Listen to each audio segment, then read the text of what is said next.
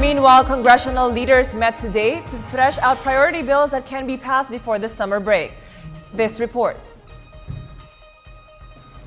Top leaders of Congress led by Speaker Feliciano Belmonte and Senate President Franklin Drilon conducted their monthly meeting to assess the progress of the passage of their common legislative agenda.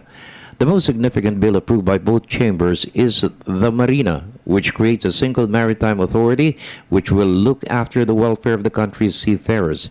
There are 30 other measures which are still pending in both houses.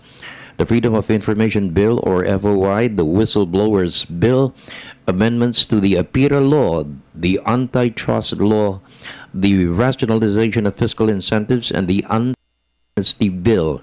Many of these bills were in the legislative agenda of the President and both houses in the 15th Congress.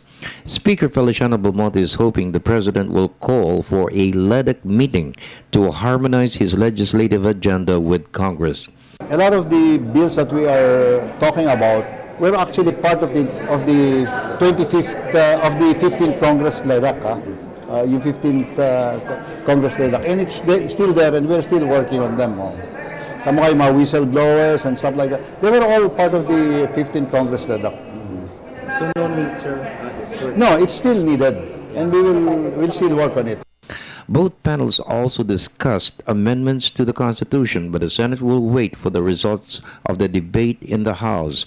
Speaker Feliciano Belmonte said the approval of his resolution before the House Committee on Constitutional Amendments is just the first stage of the long debate.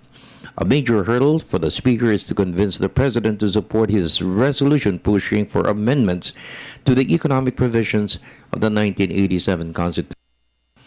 Of course, I'm happy about it, but it's just a first step.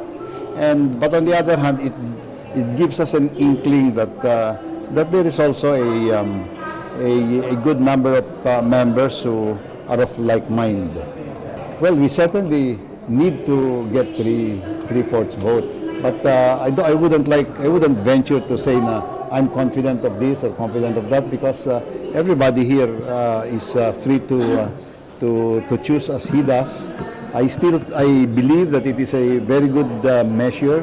They do not immediately change anything. They just make it possible to do the changes if it is necessary in the public interest to do so. For the People's Television Network, this is Freddie Abando reporting.